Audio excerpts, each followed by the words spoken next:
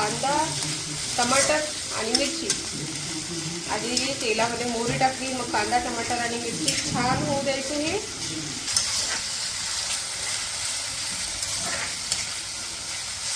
थोडं गोल्डन होईपर्यंत मी परतून घेते. हळद टाकायची, सोबत मीठही टाकून द्यायचं. तुमचं जे काही प्रमाण असेल मिठाचं टाकून दिलं मी. अंदाजे आणखी परतून घ्या.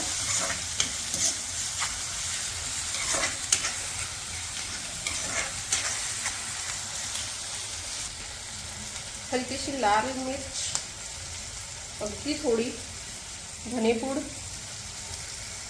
आणि हा रवा मिक्स केले.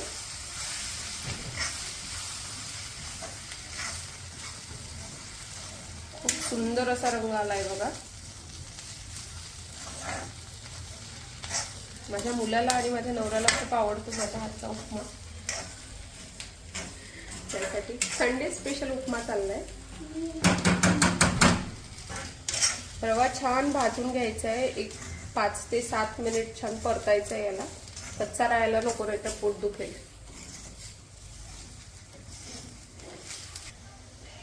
भाजलेले शेंगदाणे घेतले मी, त्याच्यामध्ये टाकायचे. कोणी आधी पण तळून घेतं तेलामध्ये, पण मला ते तळलेले आवडत नाही.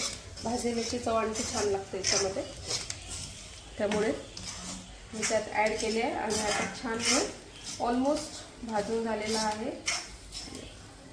झाला आहे रवा, जरा फुलला आहे याच्यामध्ये. आता आपण याच्यामध्ये पाण्याचा शिरवा देऊया. पाणी टाकून याला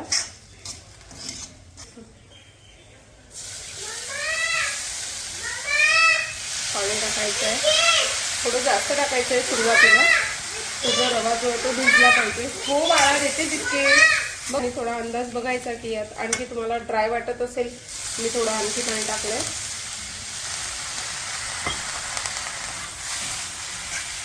परतून घ्या छान.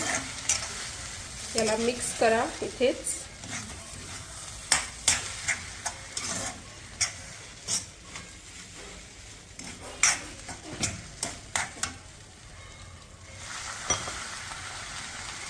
आणि असं करून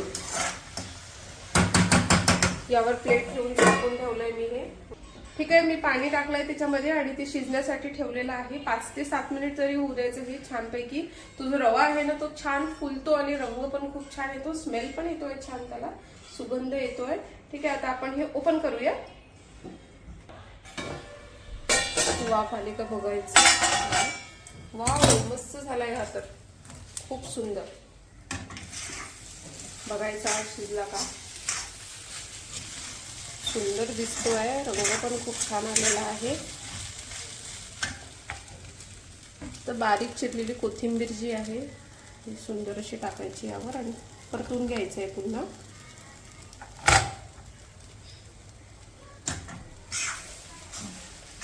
संडे स्पेशल उपमा तयार झालेला आहे.